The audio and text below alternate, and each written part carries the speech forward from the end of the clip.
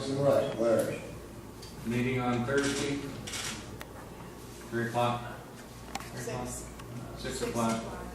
Used to be 3 when I could attend. Now it's 6 I can attend. And did anybody in the committee look at the legislation to work on it by chance on deciding about once and for all so we can quit spending any time on who makes the choice on the hiring of the department head? No, I mean, do we want to do that independently? Do we want to do that with them? How do we want to tackle it? Well, I don't know what they're doing, and I'm not going to wait for them, so I think we got to move forward, submit what we think. I think we should submit 2 proposals. One in the hands of the rec board, and one in the hands of the administration, and the council will vote on it. And decide which one of those 2 should go.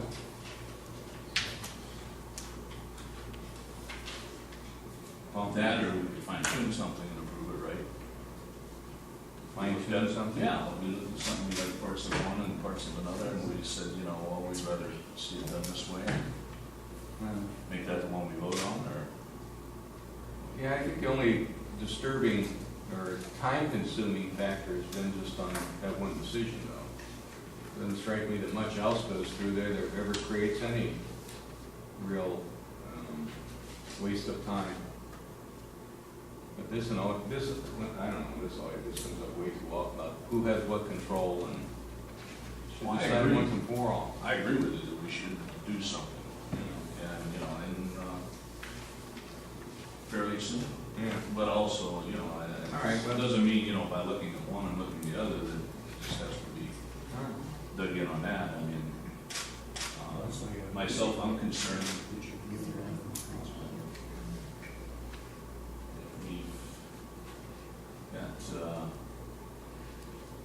3 positions in town right now that are, in my opinion, temporary directors, chief of police, and I just think it's time we take a look at some of this stuff, especially like the parks. This has been going on for quite some time, and I think we need to take some action on some of this. I definitely agree. Need some stability in that department that you can count on in the future, so. But there is a disagreement, so, and the law directors come down on the side of the administration on this one, and rather, I wouldn't say it was the most distinct opinion in the world, but I think he ultimately came down and said it was the administration's call.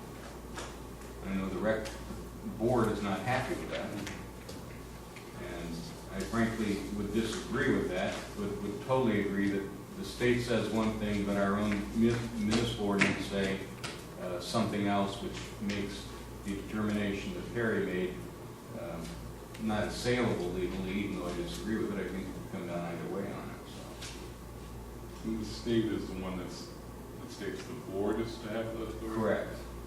Correct. I guess the big question I get is if we support the opinion of our current law director, then we have an issue of defining what exactly the board is. I think what I want to see is when we come through this conversation is a clear definition of who has what roles and what their duties are. I think the board right now, some of the members might be saying, well, then what good are we if we don't have any of this authority? Well, then we need to define what their good is and how we anticipate them to work. I would agree with that. But our former law director Seemed to came come out with with the opposite opinion, so Right. I don't understand why lawyers can't. They read the same Because thing, they're but have lawyers. 2 different opinions. Yeah, they're kind of like politicians. Because it's an opinion. It's And when you get a combination of both, Well, I would agree with you, except that I think it leaves the way we currently have it. This will continue to be, in my opinion, a decision that can flop back and forth, and it's totally non-productive. It wastes time on them doing productive activities.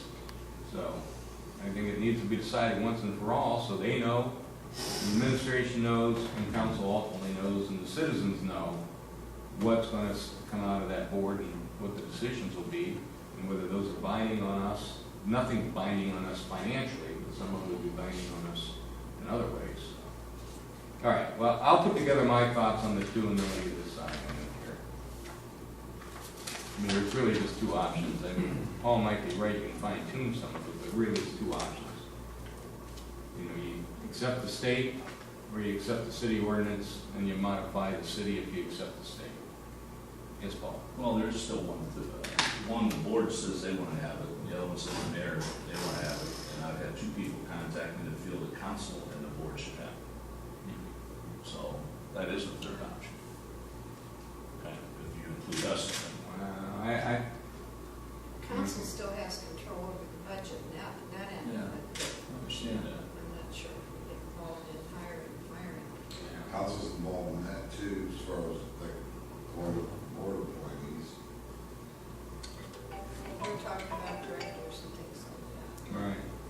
Yeah, I don't think council should be involved in the hiring decisions of that person.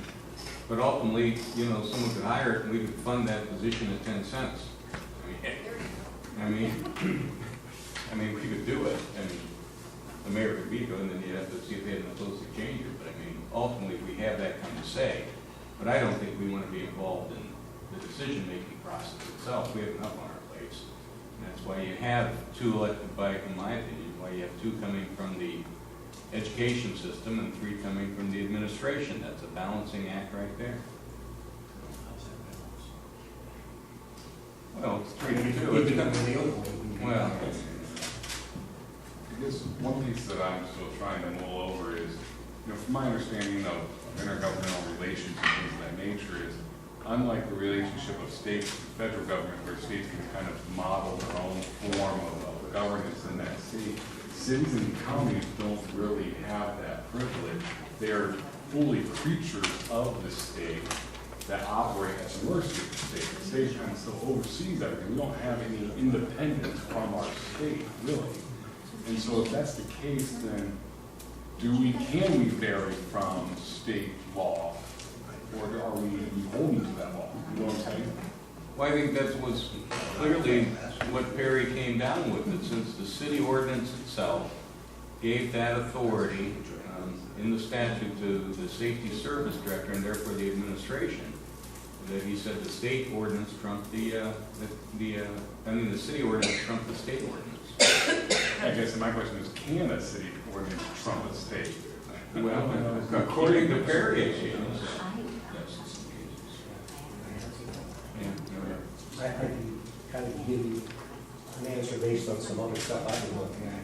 Like, yes, a municipal ordinance can trump a state ordinance under home rule, as long as that state ordinance is not what's known as, they call it a general law.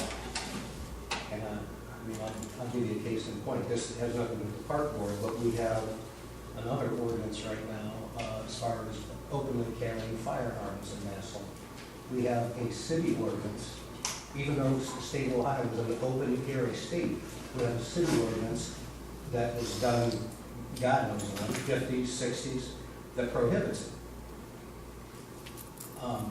It's been challenged by the city of Cleveland, by the city of Clyde, by the city of Bryan. It's gone to the state Supreme Court, and every time the city has lost, because the Ohio Revised Code is what they call a general law, not subject to home rule. So a city ordinance can supersede a state ordinance unless it's determined in court against all those. That makes sense.